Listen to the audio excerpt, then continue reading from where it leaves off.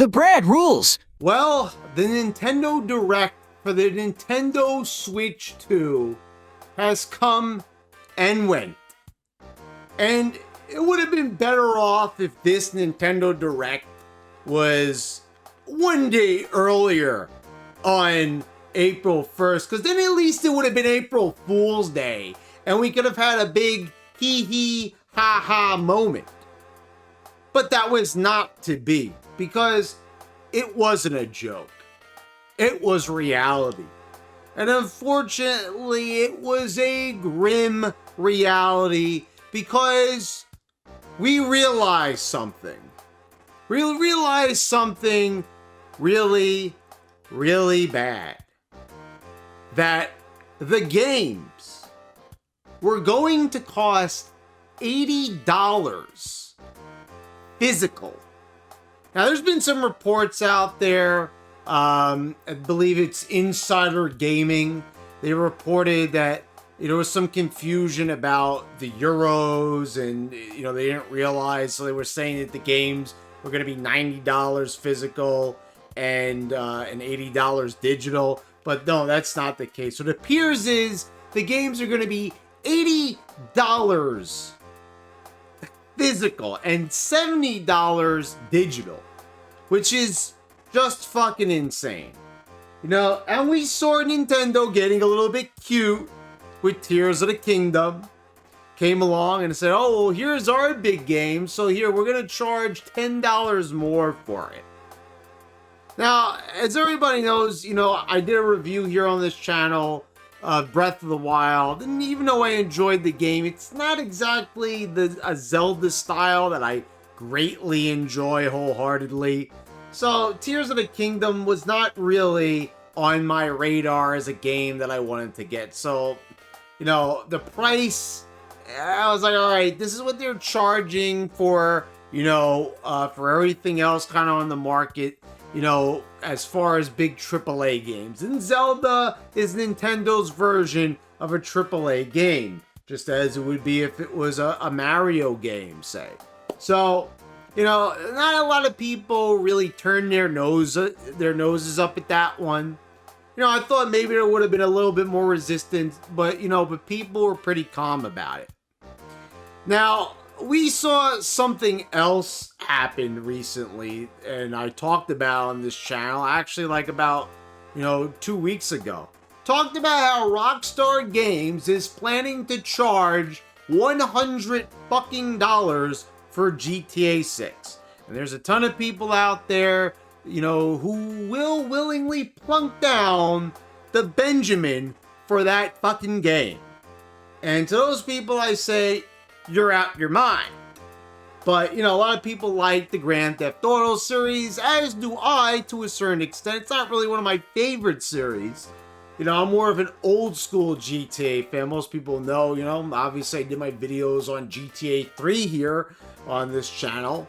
One of them being one of my more successful videos.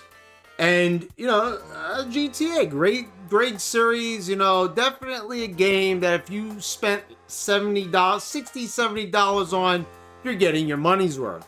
$100, you're kind of pushing it. You're not just kind of pushing it, you're fucking greedy, you're insane. So, you know how I feel about that. Rockstar's practices, they don't put nearly as many games out. Used to be tons of games, Bully, Max Payne, Red Dead Redemption. All these games were coming out at rapid fire pace. Throw in Manhunt as well. You have so many games that were coming out at that time. And now, now they're like slowing it down. The thing is, they were able to produce so many quality games in such a short amount of time. And now what do? They just re-release GTA 5, 100 times over. So that's Rockstar Games strategy for you. And so now Nintendo has seemed like they're taking a look at that business model. And they like the way how that looks suddenly. And they're like, oh yeah, I want to get behind this. Yeah, this is something that we need to do. We need to start charging people $80 for a physical release. And that's not the end of it. It's not just $80 and there you go. You got your, your game card and everything. You see the Nintendo Switch back there. Love me some Switch. I spent hundreds of hours on that thing over there. So many great games. I reviewed a lot of them on this channel. You guys know how much I enjoy the Switch.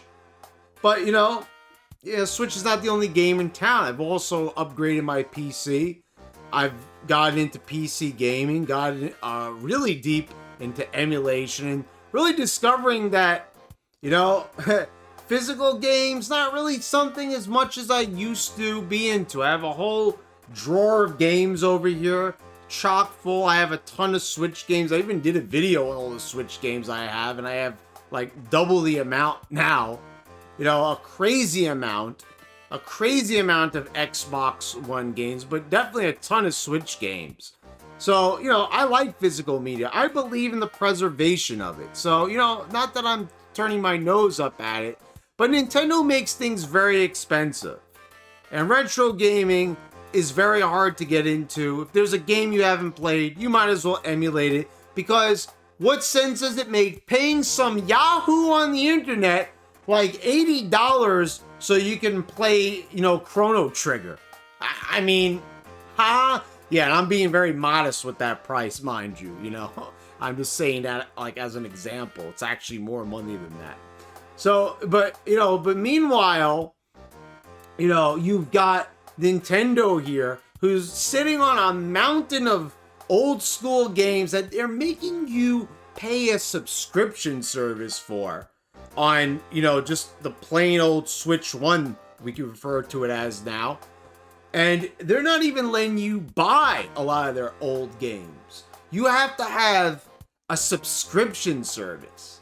Now, maybe you don't want to play a lot of those games on that subscription service, so you have to pay all that money to have the Nintendo online service so you can play these games. Like, you might just want to play the Donkey Kong Country series. You can't even fucking buy a collection. You can't even put down $50, $60 for a Donkey Kong Country Trilogy collection. No, you have to subscribe to Nintendo's Switch Online service if you want those fucking games in your library, so to speak. So now, but at least you could say the one thing that the Switch did was really promote that physical media. Game cards, if you want them, but you could still buy stuff online. Now, I bought a couple of things online, mostly indie games and stuff like that. But, I bought a lot of physical media for the Switch.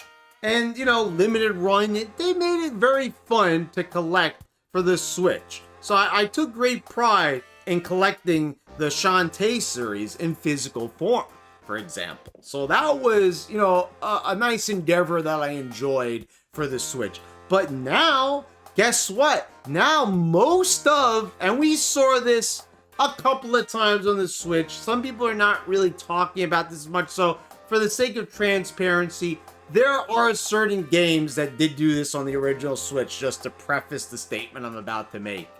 So what's going on with the Switch 2 is many of these game cards are not, they don't really have the game on them. What it is you put the game card into your Switch 2, and guess what happens? The game has to fucking download. Yes, now this was something that did occur, on your Switch. It did have to download, but this is actually it's actually signifying to your Switch, no, you need to download it. Like, it's actually connecting to the internet. See, the difference is here with the Switch 1 is it would download the game card. Like, it would download the game files that are already on the card. This time around, many of the games are not going to have the actual game's data on the card. And in some cases, it may just have a little something on there that's not even the game itself. And it's just going to fucking just say, hey, internet, here's some files that need to be, we need to go online to the Nintendo Switch Online service and download the game file. You actually have to download the fucking game. So what's the point of buying the physical release? So you can put a fucking game case on your shelf or put it in a drawer? I mean, what's the point? There is no point. The point doesn't exist anymore. It might as well not even have a game card. Now, they did this on the Switch one. They did this with, they had Resident Evil 0, and it wasn't even available. Yeah, they actually did have the Resident Evil remake of the first game, the one that was like on the GameCube, but then they like remade it, and they put Resident Evil 0 on there. And I believe it was 0, if I'm not mistaken, that actually was not on the game card. So they're not new to this. They did experiment with this sort of thing. There's a couple of other games, and you could comment them below if you remember them. But I gotta tell you, this is fucking hilarious to me. That these are just, they're just game keys, basically. And they're even saying that. These just contain a game key. That's it. So yeah, so instead of punching in, a download code like you would in certain cases, no, this time around, you actually have to fucking just like put the game card in there, and that activates the download. You might as well just download it yourself. Save, some agony of having to order it offline and have it shipped to you. You just fucking download it. There's no point to it. That's like hilarious to me. And on top of that, you thought that was bad? No. Guess how much the system costs? $450 fucking dollars. I remember buying this for $300 and saying to myself, that's a good deal right there. That's an honestly priced system. And I really took great pride in purchasing it for $300 because I was like, that's a steal. There was a lot of games that I was very interested in playing at the time that I couldn't wait to sink my teeth into. And actually, yeah, Breath of the Wild was one of them. Another one being, Let's Go Pikachu. That was another game at the time that I was looking forward to playing. As well as the Switch's entire library up to that point. And that was great. And the thing is now, what's so crazy to me is that you have people defending this just like they're defending Rockstar. They're defending Nintendo. Oh, it's inflation. They're blaming tariffs. They're blaming Trump. They're blaming everybody under the sun except the culprit, the elephant in the room who they should be blaming for this mess. Who? Nintendo, you fucking idiots. It's Nintendo's greed. Don't you see? Don't you see? I mean, like, people don't seem to realize this. You're gonna blame the president. You're gonna blame everybody else. You'll even blame your own mother. But you won't blame Nintendo, who's been fucking around with people for years. They've been shutting down fan games, fan projects, shutting down ROM sites, robbing you of ROMs that you can't even fucking pay them to play. I mean, Nintendo cares that much about their IPs, but they're not even going to give you the option to even fucking play them. You can't even fucking play half these games without subscribing to them. I mean, all these games that they have, that there's ROMs of, it's like, oh, we have to protect our precious library of games. That's not even available for consumption. So it's like they will actually just go out of their way to inconvenience people, make people fucking miserable, but they're not even going to even have any monetary gain off of it. All they want to do is a lawsuit. Yeah, and they'll make the money off of the lawsuit. They're a money-hungry fucking company. and it needs to come to an end already. I mean, don't you see what this company does? They charge top dollar and re-release games that are remasters, and they half-ass them. And people just go, here, take my money. I mean, they're like fucking Fry from Futurama. They've got the bills at an arm outstretched, just take my money. I'm just a mindless drone, and I'm not going to put up any resistance. And it's just hilarious to me. I'm going on X talking about this shit, you know, and it's funny. I'm over there, you know, talking with in one of Smash JT's posts, if anybody's seen him over on X. And people are downright like, oh, well, you know, just admit you're broke, bro. You know, no, it's not that. I can fucking afford it. I afforded this. I afforded to upgrade my computer. Trust me, I can buy it if I want. I can go out to the fucking store and buy me a Switch 2 on release. But I ain't gonna do that. And you know why? Because this is based on fucking principle. They are money hungry. They are greedy. I have a massive backlog. I don't need to fucking pay for a Switch 2. Especially at such an asinine, cockamamie price point with games that are going to be $80, $70 to download them. It costs nothing for them to put it on an online store, but for some reason they have to be $70 because inflation apparently. No, they've been doing these deceptive business practices for years already. For years already. I hate to say it, but a part of me, honestly, and I even said this at the time, I really wish that Nintendo went the way of Sega and became a fucking third-party developer, because that's exactly what they deserve. They're getting too big for their britches. They're getting too big for their IP. Oh, because we have Mario and Zelda. You know, yes, great game franchises. You guys know how I feel about Ocarina of Time. You know, I love the Zelda series. I love the Mario series. I love a lot of the great memories I've had with my Super Nintendo and my N64. Some of the greatest consoles of all time. But let me tell you something. Nintendo is a fucking garbage, greedy company, just like Rockstar Games. They're no better. If anything, fucking Rockstar Games looks like angels compared to Nintendo. How many people have they sued? How many lives have they ruined?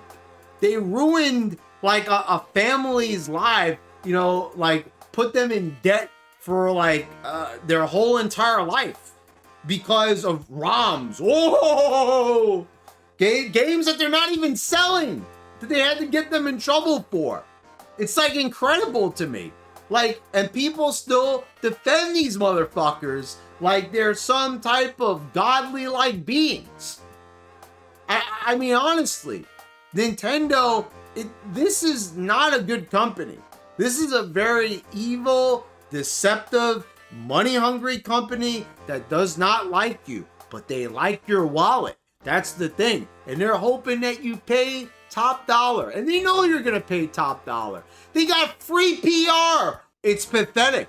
Yeah, people will just jump to Nintendo's defense because they like the IPs that they own. Okay. You know, like, all right, great. They like the IPs that they own. That's fantastic. But that doesn't mean we have to be in lockstep with them. They're a multi-million-dollar corporation. They could buy your home. They could buy you as a person for whatever you're worth. So it doesn't matter. They just want your money. They don't care about you being entertained and everything. But don't you see what I'm saying? You're really going to pay these high prices for these games, for this system. And it's underpowered hardware. Enough already with this fucking bullshit, with it being underpowered already. I mean, honestly, to save a couple of bucks, they underpower their systems. I mean, come on. The time has arrived already to tell Nintendo to go fuck themselves already. I mean, honestly, the time has come. Stop putting up with this bullshit in gaming. I am telling you, they are going to add to this inevitable video game market crash. It is coming.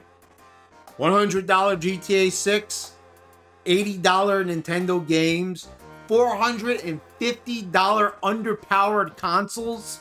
Yeah, it's definitely coming. So let me know what you guys think in the comments down below. And please subscribe if you haven't already. Click the bells to get all notifications when I post on my new videos. I want to thank everyone for watching and my subscribers for continued support. And I'll see you next time.